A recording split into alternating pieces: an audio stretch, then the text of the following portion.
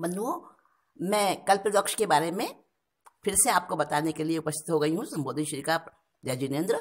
और आप सबको मैं बताना चाहूँगी कि कल्प वृक्षों के जो लक्षण हमारे बॉटनी साइंस में बताए गए हैं, उन लक्षणों को, उन गुणों को हम अगर फॉलो करें तो उसका बाओबाब वृक्ष की हमें आसानी से पहचान हो जाती है। वो बाओबाब जो वृक्ष है वो कैसा होता है उसके बारे में कुछ बताऊंगी आपको। सूखे बालू वाले और उष्ण प्रदेशीय पर्यावरण में, यानी जहाँ गर्मी होती है, ऐसे एनवायरनमेंट में फलने फूलने वाले इस बाओबाब वृक्ष की अफ्रीकी जनजातियों का जीवन और उनकी अर्थव्यवस्था में बहुत बहुत इंपॉर्टेंट भूमिका रहती है। इसके फल 12 इंच के यानी 30 सेंटीमीटर लंबे होते हैं और कैसे होते हैं, तुम्बे या लौकी जैसे।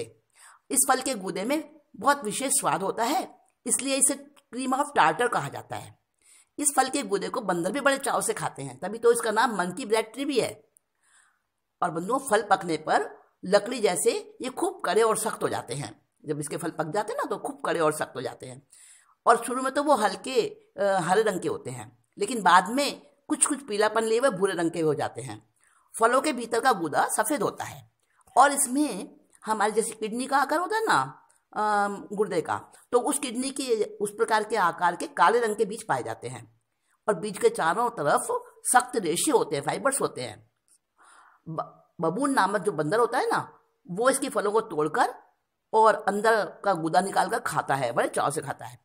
और हाँ, लोग भी हैं, जो मनुष्य हैं, वो फलों के गूदे को सुखाकर चूर्ण भी बना लेते हैं, पाउडर बना लेते हैं उसका, और उसे फिर पानी में घोलकर शरबत बना के पीते हैं।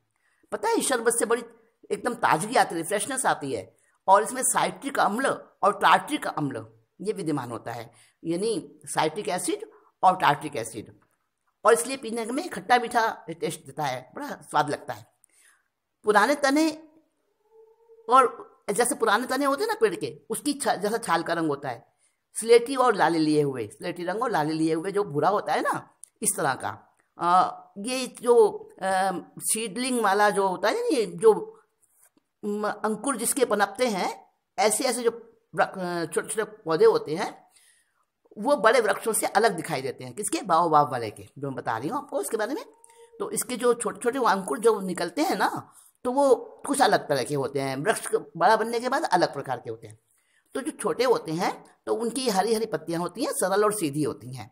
और जो बड़े पेड़ हो जाते हैं, जब उनकी पत्तियां हाथ के पंजे जैसे आकार की और मिली हुई संयुक्त होती हैं। हाथ के पंजे जैसी एक पत्ती में 5-7 उसके छोटे छोटे मतलब पत्ते होते हैं, और वो पत्ते भी छोटे छोटे साधारण पत्तियों जैसी बनावट वाले होते हैं, परंतु थोड़े छोटे होते हैं। इस पेड़ की लकड़ी को पीट पीट कर उससे रेशा निकाला जाता है, क्योंकि ये स्पंजी होती है और आसानी से काटी नहीं जा सकती, इसलिए इसको पीट पीट कर रेशा निकालते हैं। जब उसका तना खोखला हो जाता है ना, और या उसको खोखला कर देते हैं, तब उसमें 500 लीटर तक का पानी इकट्ठा करना पॉसिबल हो जाता है। क्योंकि प्राचीन काल में एक विशाल बाओबाब के वृक्ष के तने को खोखला करके उसको जेल की तरह भी प्रयोग किया गया था, ऐसा वर्णन मिलता है। पत्तियों के निकलने के बाद जल्दी ही उसमें फूल भी खिलने लगता है। वैसे इसके फूलों में सुगंध होती है या नहीं होती, इसके बारे में कोई एक राय नहीं है। इसके फूल सफ़ेद रंग के होते हैं और नलिकी जैसे आकार के होते हैं। 10 से 12 सेंटीमीटर लंबे होते हैं वो फूल इसके। और उस फूल के जो मुंह होता है ना, मुंह के पास इसका जो होता है ना, वो 15 सेंटीमीटर जैसा होता है। परागकोश जो होता है इसका बैंगनी होता है, उसमें हल्की बैंगनी चमक आती है परागकोश के अंदर। और फूलों की जो डंडी है ना, वो 20 से 30 सेंटीमीटर लंबी, 15 से 20 सेंटीमीटर मोटी होती है। अगर उस स्थिति में उस फूल को तोड़ा जाए तो उसकी रंगत भी बिगड़ जाती है और बड़ी जल्दी से उसमें दुर्गंध आने लग जाती है। फूलों का जो परागण है, यानी उसका जो गर्भाधारण है, वो चमगादड़ों और पक्षियों द्वारा होता है। फूल सफ़ेद होते हैं या फिर सब जो क्रीम कलर के होते हैं। बुश बेबी नामक प्राणी होता है एक, वो इसके फूलों की पंखुड़ियों को बड़े चाव से खाता है और इसके पुंग केसरों को, उसके परागकोशों में संचित परागकणों को पाउडर पफ की तरह से उछाल कर खेलते हैं। वो फूल मध्य रात्रि में ही खिलते हैं, देखो कितना आश्चर्य की बात है। उनकी आधी रात में तो खिलते हैं फूल, और दिन के मतलब दोपहर तक वो फूल सूख जाते हैं। बाओबाब वृक्ष के फूल जुलाई के महीने में खिलते हैं और फल तो इसमें नहीं के बराबर, कदाचित ही लगता है। बड़ा इसकी जो मोटाई है वो बड़ी एक्स्ट्रा ऑर्डिनरी होती है। मतलब इन बाओबाब वृक्षों की आयु रेडियो कार्बन, जो हमारी टेक्निक है ना जिससे आयु निर्धारित करते हैं वृक्षों की, उसको उस टेक्निक को कहते हैं रेडियो कार्बन। तो उस टेक्निक के द्वारा असंख्यात वर्षों की इसकी आयु जो आंकी गई है ना वैज्ञानिकों ने, वो बताइए कि असंख्यात वर्षों की आयु है इस बाओबाब पेड़ की। ये लंबी आयु वाला पत्तीदार पेड़ होता है। इसके तने और शाखाओं की जो छाल होती है ना, उसके भीतर के रेशे से रस्सियाँ बनती हैं और जहाज़ों के रस्से ही बनाए जाते हैं। इस फल के जो औषधीय वाले गुण हैं ना, उनका उपयोग किया जाता है। किसके लिए? झुंझलाहट और उत्तेजना शांत करने के लिए। यानी इसके जो फल हैं वो झुंझलाहट जिसको बहुत होती है, उत्तेजना आती है, ऐसा जिसके अंदर बार बार ऐसा स्वभाव होता है, तो इस फल के जो दवाई बनाई जाती है वो उसके लिए बड़ी अच्छी रहती है, उस बीमारी के लिए। और स्कर्वी नाम का एक रोग होता है, उसके इलाज में भी प्रयोग होता है इसका। ये पेट की गड़बड़ी को भी ठीक करता है। इस फल के तुम्बों का उपयोग मछुआरे करते हैं। तुम्बा यानी वो फल जब सूख जाता है तो उसे तुम्बा बोलते हैं। वृक्ष पर लगे लगे सूख जाए तो, है ना, तो उसके फलों तुम्बों का उपयोग मछुआरे करते हैं। सूखे फलों को खोखला करके महात्मा लोग, सन्यासी लोग अपना पानी रखने का कमंडल बना लेते हैं। और इसकी लकड़ी स्पंजी होती है तो बेड़ा बनाने में बड़ी यूजफुल रहती है। चटाई की तरह होता है, ये पानी पर तैरता रहता है, तो इससे पुल और नाव का काम भी ले लेते हैं। इसकी पत्तियां भी खाने के काम आती हैं। और इस विशालता के कारण से, विशालता बहुत होती है ना इस पेड़ में, बाओबाब में, तो अपने विशालता की वजह से एक पार्क में एक ही बाओबाब मुश्किल से विकसित होता है। नॉर्मल तौर पर इसका पौधा या सीडलिंग वाला यानी उगता उगता जो पेड़ होता है, प्लांट होता है, वो बड़ी संख्या में जानवर चल जाते हैं उसको, ये झाड़ियों में लगी हुई आग से वो नष्ट भी हो जाते हैं। पर बड़े वृक्ष तो फिर भी बचे रहते हैं। हाँ, हाथियों से उन्हें कुछ खतरा जरूर रहता है। अगर बड़े और पुराने वृक्ष को, बाओबाब का जो वृक्ष हो बड़ा और पुराना, उस वृक्ष के अंदर का रस यानी पानी सूख जाए तो वृक्ष सूखकर गिर जाता है और बहुत गहरा एकदम बेरंग मलबे के ढेर में बदल जाता है। माइकल एडमसन ने 1774 में अफ्रीका में एक बाओबाब वृक्ष की विशाल जड़ों को नापा तो उन्होंने पाया कि उसका तना 45 मीटर ऊंचा था और 23 मीटर की उसकी मोटाई थी और उसकी मूसल जैसी मोटी जड़ें थी। वो जमीन में पता है 35 मीटर तक गहरी चली गई थी। शाखाएं तो उसकी कितनी दूर तक, चारों दिशाओं में मतलब 100 के लगभग मीटर तक फैली थी। 8-9 मीटर की परिधि वाले वृक्षों से लेकर 22 मीटर घेरे के वृक्ष तो आमतौर पर मिलते ही हैं। एडमसन ने उन वृक्षों की आयु हजारों वर्ष बताई है। और एक और वैज्ञानिक हुए हैं हमबोल्ट, उन्होंने बाओबाब वृक्षों को क्या कहा है, प्राचीनतम सजीव स्मारक, ये नाम दिया उन्होंने। डेविड लिविंगस्टन नामक एक खोजकर्ता हुए हैं, उन्होंने एक द्वीप के अंदर विक्टोरिया जो प्रपात है उसके ऊपर लगा हुआ एक इसी तरह का विशाल बाओबाब वृक्ष देखा है। उन्होंने उसकी खोखल पर चाकू से कुरेद कर अपना नाम लिख दिया और उस विश्व का 8वां आश्चर्य भी कह दिया। लगभग 100 वर्षों के बाद जब लिविंगस्टन के नाम वाला वृक्ष ढूंढ लिया गया तब इसी वृक्ष को राष्ट्रीय स्मारक भी घोषित कर दिया गया। इस वृक्ष के विषय में एक हैरान करने वाली बात बताऊं आपको। ये है वो बात कि इसके खोखले भाग में 300 मनुष्य एक साथ सो सकते हैं, इतनी पर्याप्त जगह है उसमें।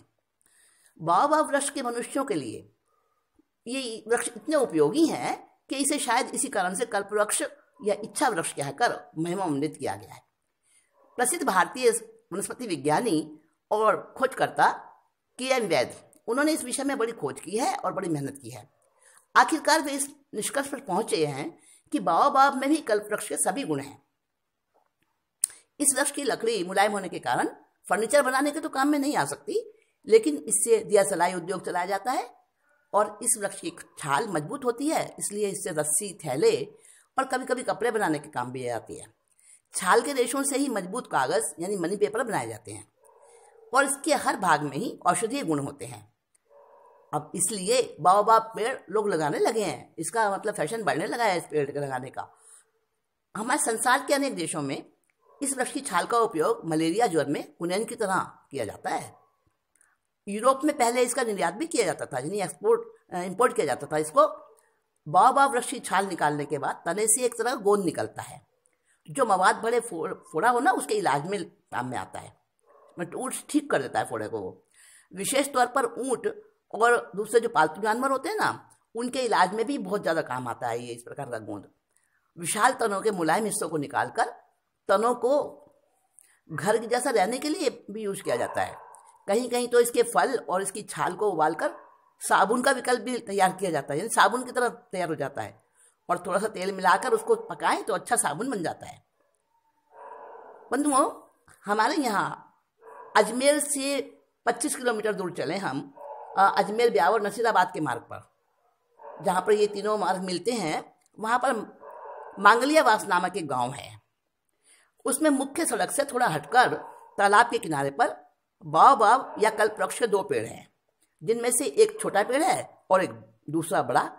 छोटे पेड़ का नाम है नारायण और बड़े का नाम है नर, यानी नर और नारायण की जोड़ी है।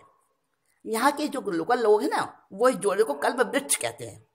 श्रावणी अमावस्या के दिन, यानी आमतौर पर जुलाई का एंडिंग समझ लो और अगस्त का स्टार्टिंग समझ लो, तो यहाँ पर उसमें मेला लगता है। इस कल्पवृक्ष युगल के नीचे तब मेले के समय भजन, कीर्तन, पूजा इत्यादि की जाती है, मनोतियाँ मांगी जाती हैं। और जिसकी मनोतियाँ पहले पूरी हो गई हैं ना, वो लोग वहाँ गोष्ठ करते हैं, वहाँ पार्टीज करते हैं, प्रीति भोज आदि करके फिर प्रसाद देते हैं सबको। पेड़ के खोखले में जो पानी का, वर्षा का जल एकत्रित होता जाता है ना, उसको बड़ा पवित्र मानते हैं और उस जल से आचमन करते हैं। के.एम. वैद्य ने इस बाओबाब वृक्ष के बीजों से कई नर्सरी जैसे पेड़ तैयार करे हैं और मांगलियावास गांव के लोगों को दिए थे उन्होंने तैयार करके, जिससे कि वो गांव वाले बड़े खुश हुए।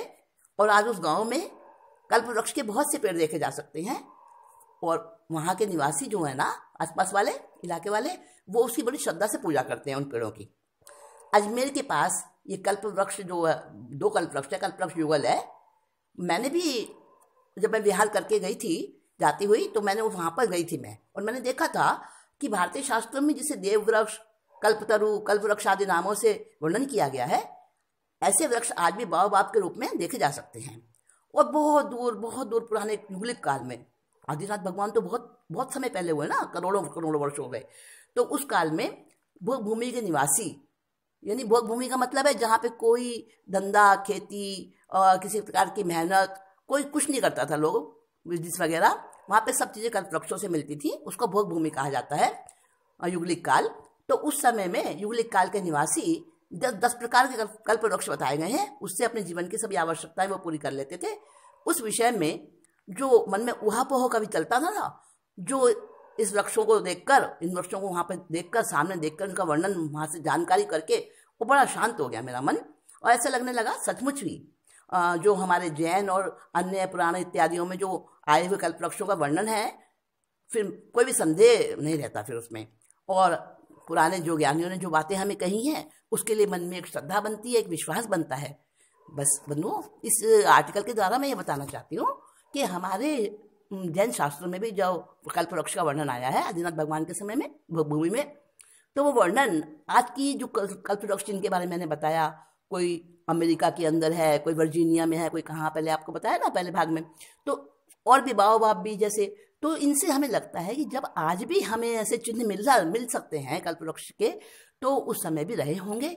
हमें उस पर विश्वास करना चाहिए, श्रद्धा बनानी चाहिए। हमें ऐसा नहीं कहना चाहिए कि सब गप्पे हैं और बेकार की बातें हैं, इनमें क्या रखा है, सच्चाई नहीं है, ऐसा नहीं कहना चाहिए। हम अगर खोज करें तो हमें सब सच्चाई मिल जाती है। इतना ही कहकर मैं आज आपसे विदा लेती हूँ।